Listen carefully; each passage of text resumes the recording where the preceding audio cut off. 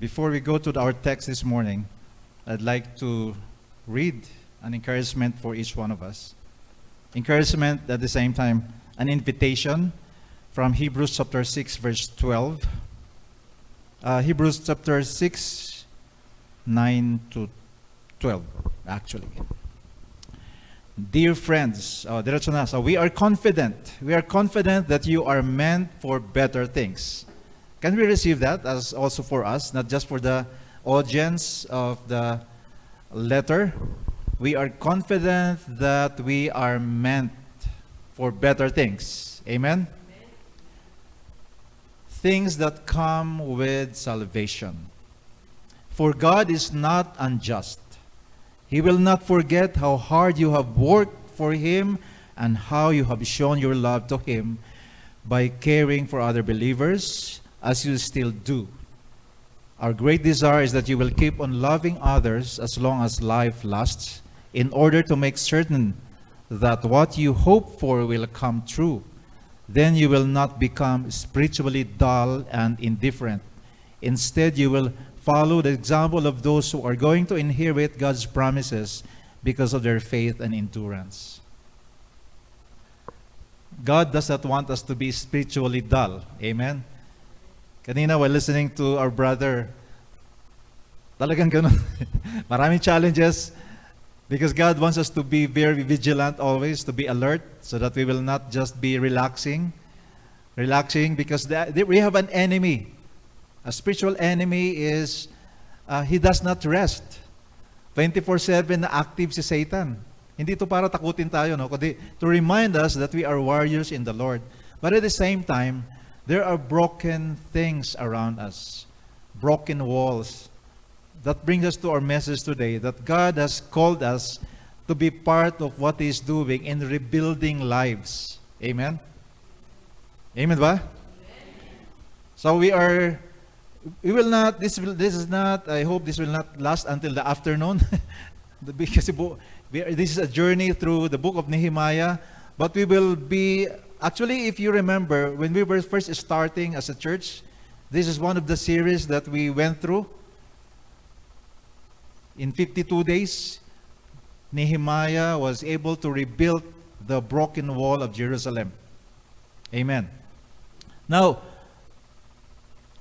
by the way, those who have not yet accepted the invitation to go through fasting, you can try it this week. Yung hindi pa. Yung nakikinig din online, you can do this. Just use the guide as a reference. If you have noticed, hindi ko to parang pinipwersa. I'd like you to respond to God, not to me. God is just using me to extend an invitation and then respond to God. Tell God, Lord, I am going to do this. That's why I'm blessed with the testimony of Brother Edel today about this. So, why is it that there are 13 chapters just dedicated to the story of a man named Nehemiah?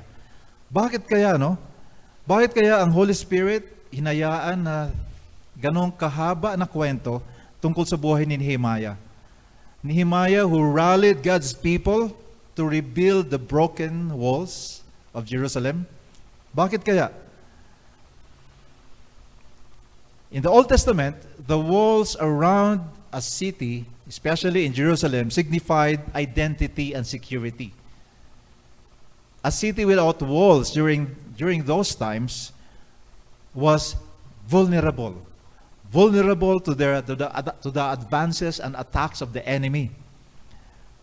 The walls are constructed in such a way that it is about 12 to 18 feet thick, ganon kakapal, and tall enough to keep the enemies from climbing over and attacking the city. These walls were important and required continuous repair and maintenance. Now, if you have noticed sa history natin ngayon, yung mga diggings ng mga archaeologists, have you noticed that those ancient cities, ano ang natira? Mga walls. Walls. And they were thankful for the walls, actually. In Psalm 122 verse 6, sabi ng psalmist, pray for the peace of Jerusalem, May they prosper who love you. Peace be within your walls, prosperity within your palaces. If you have been reading history, walls were not unique to Jerusalem. Hindi lang doon ang merong walls. But especially in Jerusalem, it really served a unique purpose. The walls were there to protect something. In the case of Israel, ito, take note of this. Ang pinaka-importanting role ng walls around Jerusalem was not just to protect the people inside, but most importantly, to protect the temple in Jerusalem. So this morning, the goal of my message is to make a spiritual connection to our lives from the story, from the physical attributes of the walls of Jerusalem, and the work of Nehemiah, who rebuilt the broken walls. As followers of Jesus Christ, we need walls of protection around this temple. I believe it's there, 1 Corinthians chapter 6, verses 19 to 20. Can we read together? Oh, do you not know that your body is the temple of the Holy Spirit who is in you, whom you have from God, and you are not your own? For you were bought at a price. Therefore, glorify God in your body and your spirit, which are God's. So tayo, New Testament people, we are not anymore worshiping God in a temple, because God is dwelling now in this temple. Amen? Christ in us, the hope of glory. He dwells in us. The reason why we gather in places like this, in homes or in a structure like this, is so that we can edify each other. Katulad sa Hebrews, sinabi sa Hebrews, we come together so that we can encourage one another. Yung testimonies, or kahit man lang, kanina while worshiping, while singing to the Lord through music, while listening to the voices of the others, it is very encouraging. Amen? So that's the reason why we come together. But regarding the temple, this is now, your body is now the temple of the Lord. That's why, if Nehemiah did everything he could to protect the walls of Jerusalem so that the temple inside will be safe, then I believe God is reminding us this year, 2023, remember, we are the temple of the Spirit. Amen? And I believe the saying of a wise man named Solomon in Proverbs chapter 25, verse 28. Can you flash it, Dominic? This is an invitation. Hindi to challenge or panakot. Whoever has no rule over his own spirit is like a city broken down without walls. So baliktarin natin. Kasi ang invitation sa atin, whoever has rule over his own spirit is like a city safe and protected. Amen ba? So that is the invitation of the Lord for us today. And I will be presenting to you 4 points this morning. First is the burden. We have to take 100% responsibility for our lives. And the first thing that we must do is for us to have a burden for walls. And then, because we have a burden, then we will be part of the rebuilding of walls. And then we have to realize that there is an ongoing battle for walls, over walls. And we have to remember that God meant for us to be blessed with the walls. All right. So let's begin. First, let's talk about the burden for walls. Let's go to our inspiration this morning, which is Nehemiah. Let's go to chapter 1, verses 3 to 4. I'll be reading from the New King James Version. Context muna, before we read this. If you remember, si Nehemiah, in the Bible, Nehemiah, magkatabi lang sila ng story ni Esther. Di ba, we had a series last year about Esther. If you read the story, si Nehemiah, nakatira din siya sa citadel of Susa. Doon din si Esther, remember, na palace nagpunta at naging reyna. Pero according to the story, nauna si Esther before Nehemiah. Ang naging husband ni Esther si Xerxes. This time, ang king na pinagsisilbihan ni Nehemiah Artaxerxes. So, some theologians have been saying that probably Artaxerxes is the son of Xerxes. Interesting lang, but that will be another story. But this morning, let's settle for this. Nehemiah, like Esther, he was born while the Israelites were in exile. Hindi siya pinanganak sa Jerusalem or sa Israel or in Judah, but he was born as an exile. And then obvious dito that while he was growing up, his parents were teaching him the word of God. That's why we can see in how he responded to the balita. So ito na yung balita ngayon. Dumating yung kanyang kamag-anak at binalita sa kanya na may nangyari sa walls of Jerusalem. So ito na tayo ngayon. And they said to me, Nehemiah was quoting the story, the survivors who are left from the captivity in the province are there in great distress and reproach. The wall of Jerusalem is also broken down, and its gates are burned with fire. So it was when I heard these words that I sat down and wept and mourned for many days. I was fasting and praying before the God of heaven. So Nehemiah received the news because at this time, many exiles were permitted by King Artaxerxes to go home and go back to Jerusalem. And when they went there, they discovered that Jerusalem is in a poor condition, and they became very sad. That's why one of them, si Hanani, went back to Nehemiah and nag-report, nakakaawa ang ating syudad. The walls are broken. We have to be reminded that Nehemiah actually was living in a very comfortable place. He was the cupbearer of King Artaxerxes. Ang both mahirap at masarap yung buhay ni Nehemiah, kasi bago uminom ng wine si King Artaxerxes, siya muna titikim. So ibig sabihin, matitikman ni Nehemiah lahat ng masasarap. Pero pag may poison naman yung wine, siya unang matitigok, di ba? So both masaya, pero delikado yung kanyang trabaho. Pero ibig sabihin, pinagkakatiwalaan siya ng hari. So in other words, napaka-comfortable ng buhay ni Nehemiah. Nandun siya sa palasyo eh.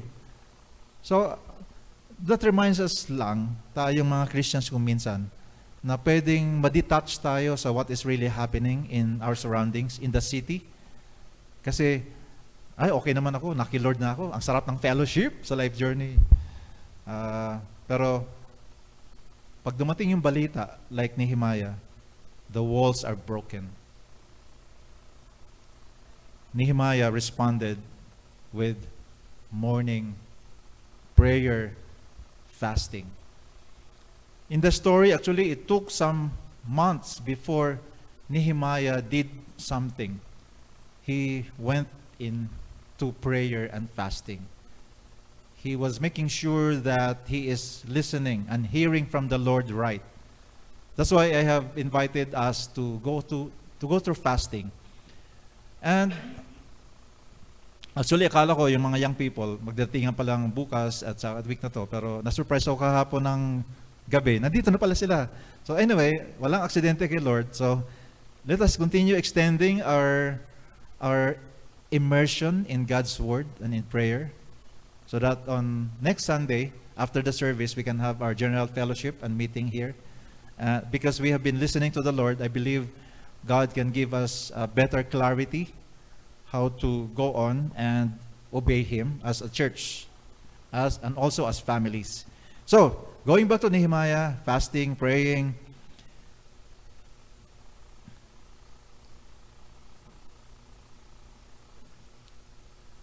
For some people today, the story of Nehemiah, pwedeng sabihin natin, it's not significant. Ano ang connect niyan sa buhay natin? But I'd like us to imagine that we are Nehemiah. Imagine that the walls that are symbolizing the security of worship, the security of their very lives are at stake, then that's the reason why Nehemiah was very much affected. That's why he went to the Lord. That's why he got this burden to rebuild a broken wall. So, if he was concerned about the physical temple, how much more should we be concerned for our spiritual temple? Is that a good question? If a person like Nehemiah could be so affected with a physical wall, then I believe today as New Testament people, we must be concerned with this temple. Amen? And the temple of our families, and the temple of others who are not yet belonging to Christ Jesus. Amen? Amen ba, mga ka-Life Journey? So I believe it is very basic and essential that we survey our walk with God. I have several questions here after this. Are we vulnerable to temptation and to the attacks of the enemy? Anong sagot niyo dyan? Yes or no? Yes, we are vulnerable. We are human beings, but increasingly we can become strong. That temptations will not triumph over us. Amen ba? So, we are vulnerable anytime.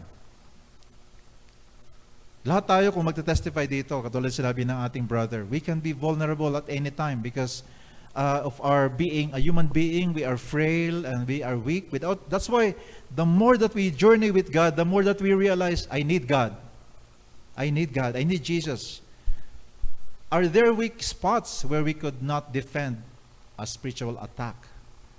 So we are still in the first month of the year, and I believe those are good questions. Not for us to become indifferent to God's Word, but rather, sige, lalong magbabad tayo sa salita ng Diyos at lalong manalangin at magpuri sa Kanya. Kasi I am realizing vulnerable pala ako in some areas of my life. Amen? So, sige. May we have a burden for walls. Now, the burden of rebuilding broken walls is not enough. Next is, we need to be part of the rebuilding of the walls. And that's why we have to take 100% responsibility. We cannot blame others. You cannot blame your spouse, your children, or the children. You cannot blame your parents. If you are becoming spiritually weak, God is speaking to each one of us, and God is inviting each one of us. I want you to be strong. Fear not. Diba yung na-count na yon sa Bible, yung fear not, it is 365 times mentioned. So if we can consider that, every day God is reminding us, do not be afraid. And this is not just for a group of people, but for each one of us. So that's why we have to be taking 100% responsibility of rebuilding the wall. First, we start with the rebuilding of the wall, tayo, this temple, and as a result, we can be at the same time, we can be part of the rebuilding of the walls of other people. Amen? Now let's go to the inspiration of the story, Nehemiah chapter 2, verse 17, hanggang verse 18. Can we read together? Then I said to them, you see the distress that we are in, how Jerusalem lies waste and its gates are burned with fire. Come, let us build the wall of Jerusalem, that we may no longer be a reproach. And I told them of the hand of my God, which had been good upon me, and also of the king's words that he had spoken to me. So they said, let us rise up and build. Then they set their hands to this good work. Amen. Amen. We cannot allow broken walls in our lives and broken walls in our respective families and even in the community, in your office, in your business, in the church, to just lie there. What happens when we allow our lives to be scene with yung broken walls, ibig sabihin mayroong mga weak spots that are glaring, then ibig sabihin ito, God is not glorified. That's why we have to go to God, and then as we went out from God's presence, now, okay, let's go to work. Let us roll our sleeves, so to speak, and let's do some action. Amen? Amen. Kaya exciting tong year na to. Marami pinapagawa si Lord. Pero actually, marami na pinapagawa noong 2022 pa, pero ngayon, yes. So Nehemiah, after fasting and praying for 4 months, tumayo na siya. Let's go to work. That's why he went into the presence of the King Artaxerxes. And in their communication, nasabi niya ngayon sa kanyang hari, may problema po ako. Tinanong sa ng hari, ba't ka malungkot? Alam niyo ba, remember yung story natin with Esther? Bawal ang malungkot sa harapan ng hari. Pwede siyang ipapatay. At bawal din na magsabi ka sa hari ng problema mo kung hindi siya ang naunang magsabi sa iyo na may problema ka ba? Remember yung story ni Queen Esther? Hindi siya pwedeng lumapit sa kahit asawa na niya. Ganun din kay Nehemiah. That's why he had to go through prayer and fasting because he knew that it is going to be the work of the Lord, not his work, not a human work. The reason why he was so bold because the Spirit of the Lord was upon him. I believe we can do bold things this year as long as we have the Spirit of the Lord in us. Amen? And it comes through prayer. Fasting dapat yun. Mabaligtad, fasting and prayer. No? It comes through prayer and fasting. Na-remind lang ako tuloy. Kasi napakaseryoso natin. Seryoso kasi mga bagay na to. Pero remember, sabi sa Proverbs, sabi ni King Solomon, laughter is good medicine. That's why we have to laugh at ourselves every now and then. Kaya okay lang yung prayer at fasting. Para matawa tayo. We need laughter every now and then. Sinabi yun na King Solomon. And dati, takot akong mapagtawanan. Pero ngayon, okay lang, sige. Kaya nga ayokong tawagin na Reverend Octavio kasi there's nothing reverend in me. This is the Lord only. Sige, pagtawanan na lang natin. So anyway, we beat us the invitation now. Let us arise and build. Amen? Let us go out. Let us take some action. Alam nyo ba na it is not enough to pray? Yes, we pray, we fast, we read our Bibles, we depend on the Holy Spirit, but those are not enough. And also, anybody can discuss about faith. Anybody can talk about reaching the lost. Anybody can say, I am working for God. But talk is cheap, right? So our burden and talk has to translate into doing something with God. Take note, doing something with God. With God. So ibig sabihin, next slide please. We have to take action that will achieve the desired outcome. That desire must come from the Lord, not just our desire. Amen?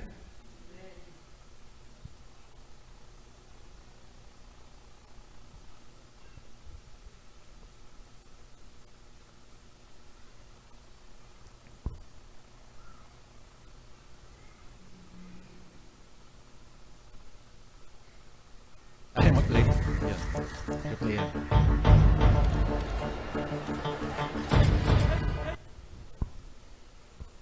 Tumitigil?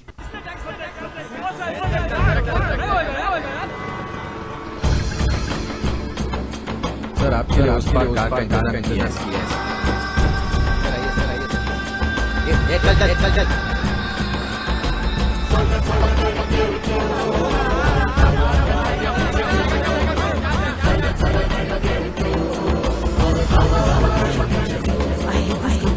चलो तो हिंदुस्तान चले चलो तो हिंदुस्तान चले चलो तो हिंदुस्तान चले Nanood lang kayo. चलो तो Tingnan natin kung maintindihan ninyo.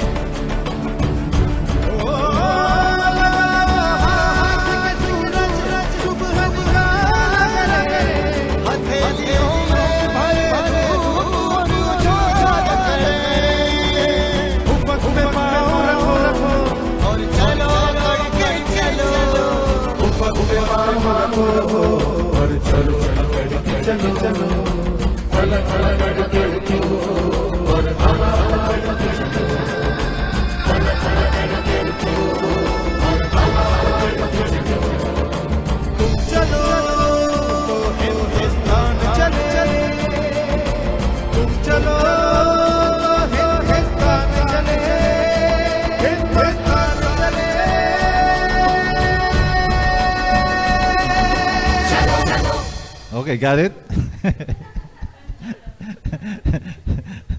Huwag niyo na pakinggan yung music. Sabi ko kasi, di ba, take action. We have to do something with God. Ay, story dyan, it's just a story of a little boy responding to a need while the others are just sitting there, sleeping, complaining. Di nga lang marinig, meron doon nagsasabi na isang character sa video, there's nothing good with this country. Buti nilang India yun, hindi Pilipinas. Ano? Pero may mga Pilipino din na nagsasabi, wala na ang Pilipinas. Ayoko na dito. Wala na ang Baguio. Diba?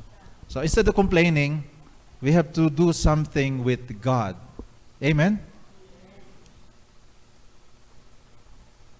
Nehemiah had the burden to rebuild broken walls, and then he took action and started to make plans to rebuild the walls. But rebuilding the walls will lead most of the time to the battle over walls. As we take 100% responsibility with our spiritual lives and with others, there is someone who will not be happy about it. Now let's read Nehemiah again. Chapter 2, verses 19 to 20. But when Sanballat the Horonite, Tobiah the Ammonite official, and Geshem the Arab heard of it, they laughed at us and despised us and said, "What is this thing that you are doing? Will you rebel against the king?" So I answered them and said to them, "The God of heaven himself will prosper us. Therefore we his servants will arise and build.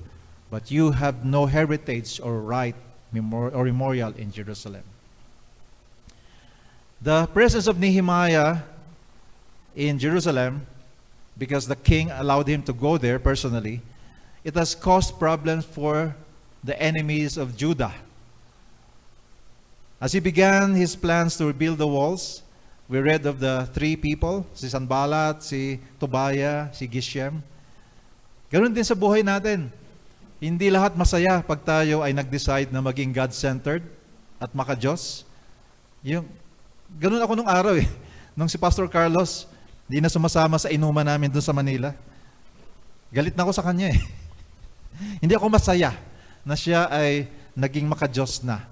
So, it's either naging Sanballat ako, o Tobiah, or Geshem, all of the above. So that's why wag na tayo magulat when we decide to do what is right according to God's standard. Mga young people, remember? Hindi wag na kayo magulat pag merong kakantsawan ka pa. Ito nga dito, in Nehemiah verse 10 in chapter 2, it tells us they were deeply disturbed that a man came to help God's people. Pero pansinin niyo, dahil merong isa na nagtiwala sa Panginoon at nag-decide na gawin ang pinapagawa ng Panginoon, nagdulot ito ng malaking problema sa mga hindi naniniwala sa Panginoon Diyos. Kaya ganun ang nangyari. Any one of us, kahit yung mga young people, pag nag-decide kayo to do godly things, magkakos kayo ng problema. Mga problema ngayon yung mga kabarkada natin, mga kaibigan natin na dating na mga nag-i-enjoy sa sa mga hindi gawain ng Panginoon.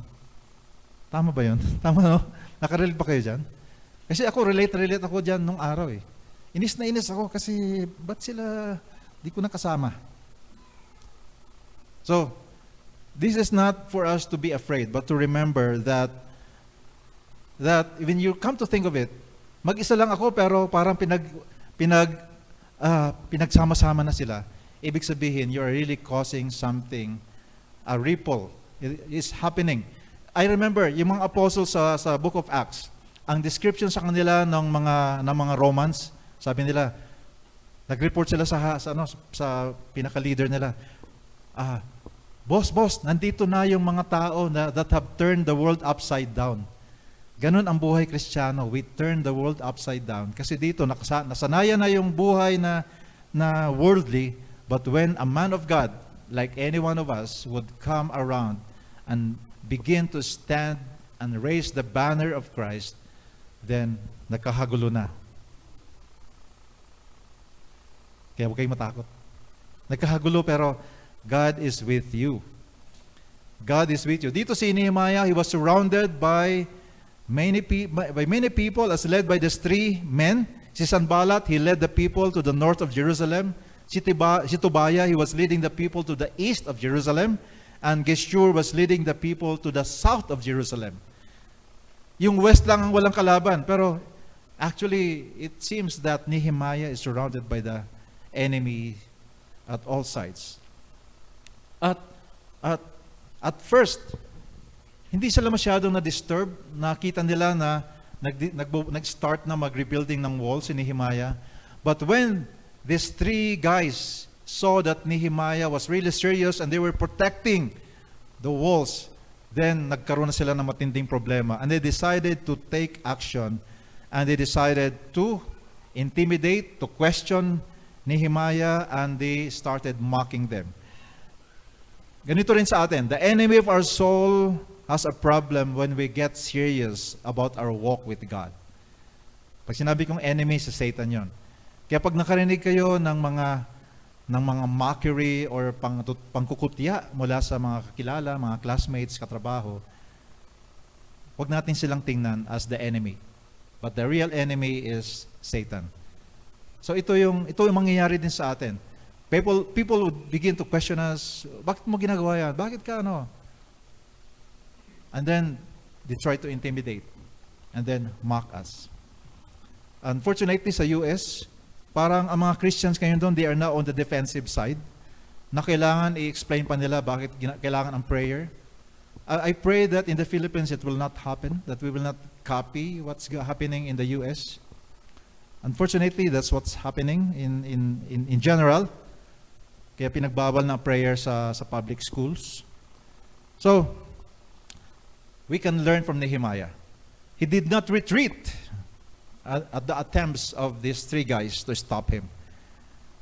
What they did not realize was God can do more through a person with a burden. Amen? God can do more with each one of us who has a burden for the Lord's work. Let's read quickly ano ang naging response ni Nehemiah. Nehemiah chapter 4 verse 16 to 17. So it was from that time on that half of my servants worked at construction, while the other half held the spears, the shields, the bows, and wore armor. And the leaders were behind all the house of Judah. Those who built on the wall and those who carried burdens loaded themselves so that with one hand they worked at construction and with the other held a weapon. So ganun ang naging buhay ni Nehemiah. Habang nagko-construct yung isang kamay, dito naman may hawak na weapon. Ganun ang buhay Kristiyano. We are always in this spiritual battle. Nehemiah chapter verse 20. Wherever you hear the sound of the trumpet, rally to us there. Our God will fight for us. Take note, Nehemiah, although he has given instructions to his kababayans, it is God who will fight for us.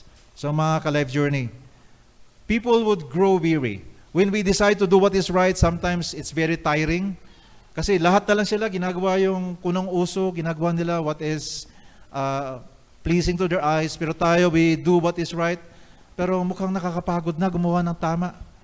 But we do not retreat. Amen? God is fighting for us. God is fighting for us.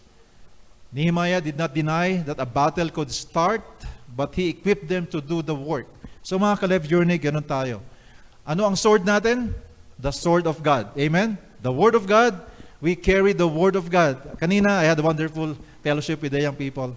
That's why, kasama to sa pag-usapan natin next Sunday.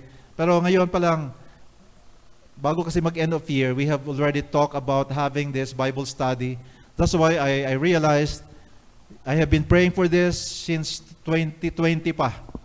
Nang pagkapag-start tayo ng School of Leaders. So, i-finalize lang natin.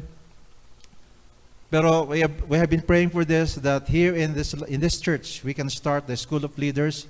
And the schedule is on a Wednesday here. Pero we will not limit this. Kung talagang very tight ang schedule ninyo, you can join online. But of course, the best thing to happen is to be here physically.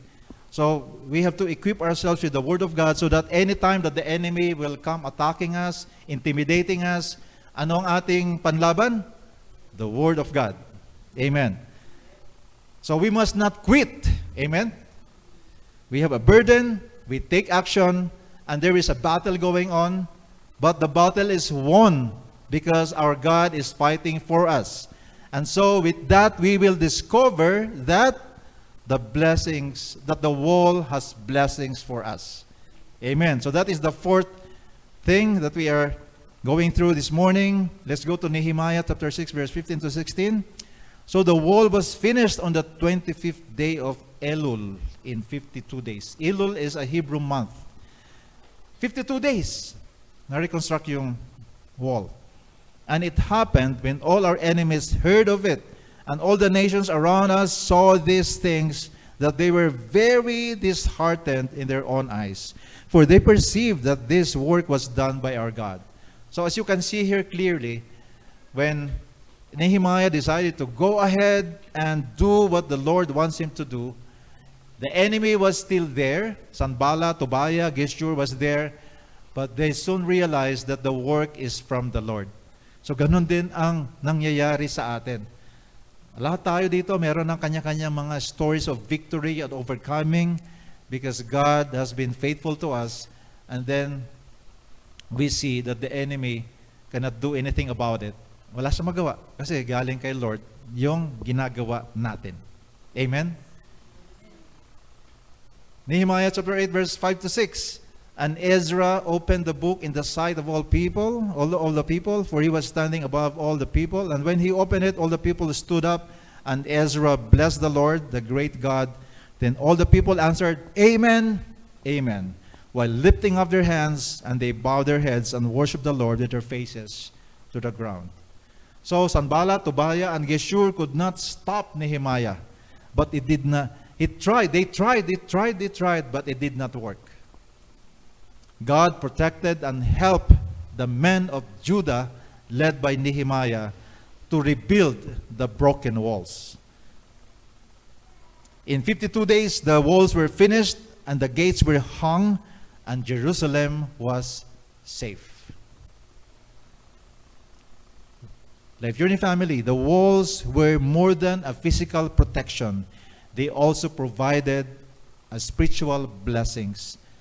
Ezra, the prophet, the priest, gathered all the people to celebrate what God did.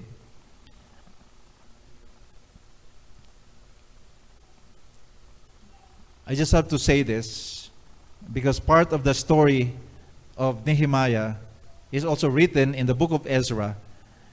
Nehemiah and Ezra, if you read the story of Nehemiah and also Ezra, they were righteous people, but when they learned about what's happening in Jerusalem, they prayed and asked for forgiveness from the Lord as if they were the ones sinning against the Lord.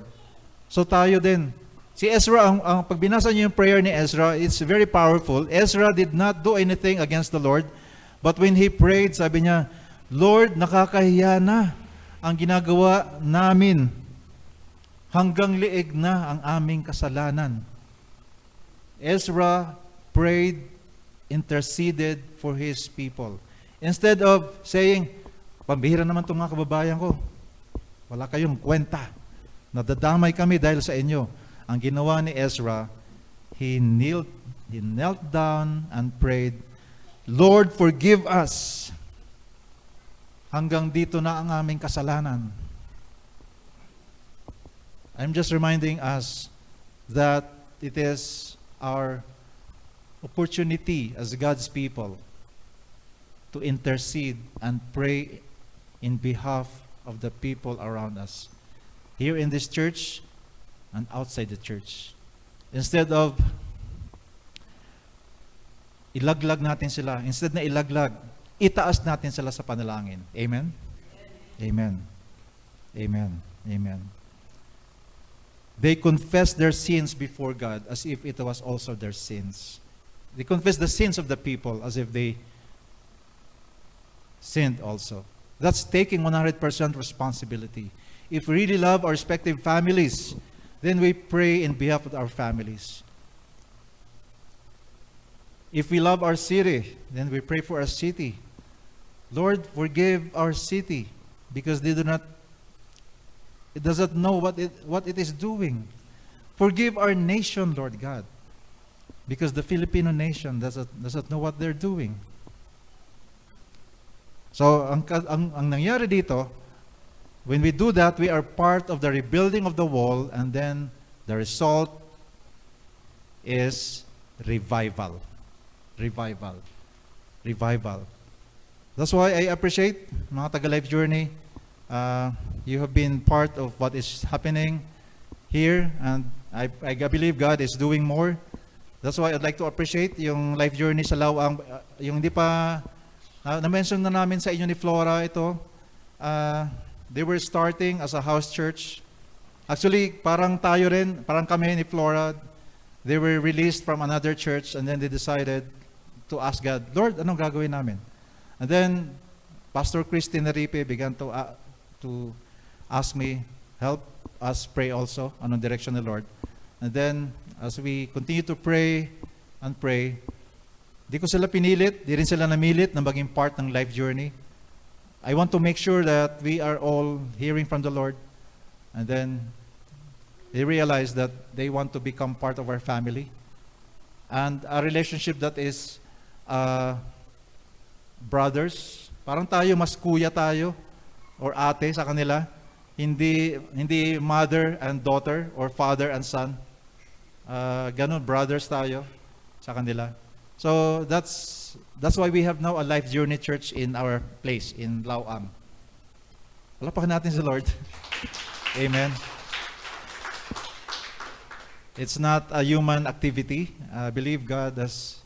It's a long process. Ilang buwan yun. Halos taon yata na nagpipray kami. And then finally, bago matapos ang 2022, Pastor, mukhang malinaw na yata. We want to be part of the Life Journey family. So yun. So we have a family in our hometown. A church family.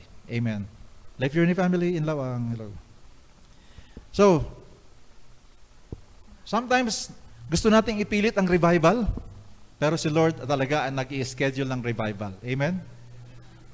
Ang sarap makita to, puro young people kaagad dito, pero nagsisimula yun muna sa process. Amen? Kaya yung dinideclare ni Errol, dadami kami. Yes, dadami tayo. Basta maging part tayo ng magkaroon ng burden for the walls. We are part of the rebuilding, and then we do the battle with the Lord. We obey the Lord, and then let us rejoice because there is blessing in the walls.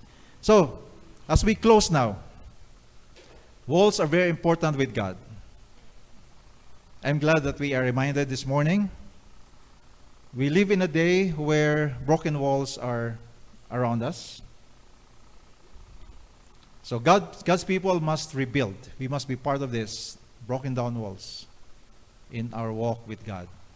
Because in our surroundings, this is what we see, or this is what we have to take a look. The wall of morality. Tingnan natin. Kumusta ang wall of morality sa paligid natin? Kumusta ang wall of commitment ng mga tao, ng mga anak ng Diyos. Let us take a look at the wall of biblical living. Are we living in a biblical manner? Let us take a look and survey the wall of faithfulness to God and His church. It's a survey. And then let us take a look at the wall of holy living. And dagdagan nyo na lang, ano ba yung mga broken walls na nakikita natin in our surroundings, in our families? And then I pray that we will have the burden, like Nehemiah, so that God can work through us and in us in rebuilding these broken walls. And there is hope, and we can enjoy the blessings. Sabi nga ni Prophet Isaiah, in that day this song will be sung in the land of Judah. We have a strong city. God will appoint salvation for walls and bulwarks. Open the gates that the righteous nation will, which keeps the truth, may enter in. You will keep him in perfect peace, whose mind is stayed on you, because he trusts in you. Trust in the Lord forever, for in Yah. That's another, actually yun ang mas original na term for Yahweh. For in Yah, the Lord is everlasting strength. Life Journey family, let's remind each other. Here in Life Journey, our mission is to give more people in Baguio and beyond the best opportunity to become fully developing followers of Jesus Christ by creating environments where people are encouraged and equipped to pursue, first, intimacy with God, community with insiders, and influence with others. Who wants to rebuild broken walls? Amen? Are you the one? Are we? Please stand up. If you are part of those who are rebuilding the walls, let me state this. Husbands and wives, every time you go to the Word of God, you worship together, you pray together, and you live for Jesus together, you are building walls of grace around your marriage. Parents, every time you pray over your kids, every time you tell them about the Lord, every time you bring them to God's presence in worship, in prayer, and Bible study, and model how to live for Jesus, parents, we are building walls of preparation around our children. Amen? And as a pastor, that's why you need to pray for me every time I pray and hear from God and obey Him and preach the truth, that I am building a wall around our church. That's why I need your prayer continually. Those who are teaching, doon sa Life Kids natin, every time they facilitate a lesson for the kids, they are building walls of truth around those who need to learn the Word of God. And the Bible study that we will be having, we are building the walls of truth around us so that we can go and fight the enemy. Worshippers, not just the worship team. Every time we sing, every time we play the instrument or worship God, we are building walls of God's presence in our congregation. Amen? And Life Journey family, as we keep building these walls, protecting our salvation, we will come to God and open the gates of praise, and the King of glory shall come in. So before I pray, what about the walls in our lives? Are they broken? Are we building them? Are they built but need repair or maintenance? I pray that the spirit of Nehemiah that was upon Nehemiah, the spirit that was upon Nehemiah be upon us and give us a burden to build and to fight in this battle so that we might enjoy the blessings of these protecting spiritual walls. Father, this is our prayer this morning, and Lord, this can only be achieved through your Son, Jesus Christ. Thank you, God, that we can worship you freely because, God, you are for us, and God, you are here with us. In Jesus' name, amen.